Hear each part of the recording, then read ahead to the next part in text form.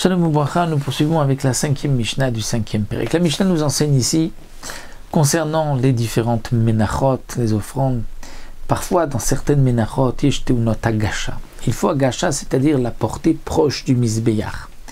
Comme c'est marqué dans la Torah, vigisha el misbéach. On amène la mincha proche du misbéach, c'est à l'angle donc sud-ouest qu'on amène la mincha. Le Kohen devait mettre la mincha, l'offrande, dans un récipient et l'approcher du misbéach. Donc il y a des menachot où il faut faire cet agasha, venantunot tnufa, mais on n'a pas besoin de faire des balancements avec la mincha. Il y a d'autres menachot où tnufa velo agasha, on faisait des balancements, mais il n'était pas nécessaire d'approcher la mincha du misbéach. D'autres encore, agasha ou tnufa, il fallait faire les deux, l'approcher du misbéach et faire des balancements. Et encore d'autres menachot, lo tnufa velo agasha, ni la tnufa ni la agasha. Voici, la Mishnah va nous expliquer donc quels sont les menachot. D'abord, elutunot agasha v'not nufa. Voici les menachot où il faut les approcher dans leur récipient à l'angle sud-ouest du misbéach, mais il n'est pas nécessaire de faire de tnufa, de balancement. Minchat asolet, une simple offrande de solette, de farine.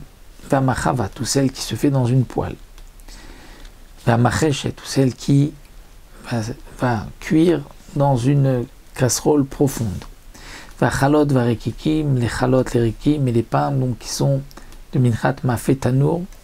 Minchat kohanim, une offrande des kohanim, un kohen qui offre quelque chose, minchat kohen mashiach, ou l'offrande du kohen gadol qui a été oint, c'est-à-dire la minchat chavitin.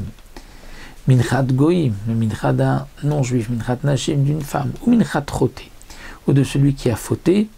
Toutes ces menachot, il fallait les approcher du misbéach, mais il n'était pas nécessaire de faire des balancements. Rabbi Shimon omer minchat kohanim, minchat kohen mashiach, en behem agasha, mipnei she'en behem kmitza.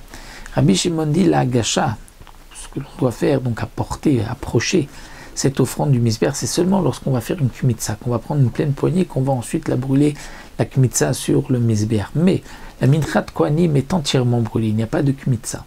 La minchat kohen mashiach, minchat ravitin du kohen gadol est aussi entièrement brûlée puisque c'est la minchat d'un kohen. Donc, d'après Rabbi Shimon, il n'est pas nécessaire de faire une agasha, mipnei she'en behem kmitza, étant donné qu'on ne fait pas de kmitza. Vechol shebehem kmitza en behem agasha, là où il n'y a pas de kmitza, pour permettre les restes, les shiraim, il n'y a pas non plus de agasha. D'après Rabbi Shimon, l'un dépend de l'autre. Donc, sans cette Mishnah, nous avons vu les premières menachot où il faut les approcher du misbéach, mais il n'est pas nécessaire de faire des balancements. Dans la Mishnah suivante, nous verrons le contraire, là où faire des balancements, il n'y a pas de agasha.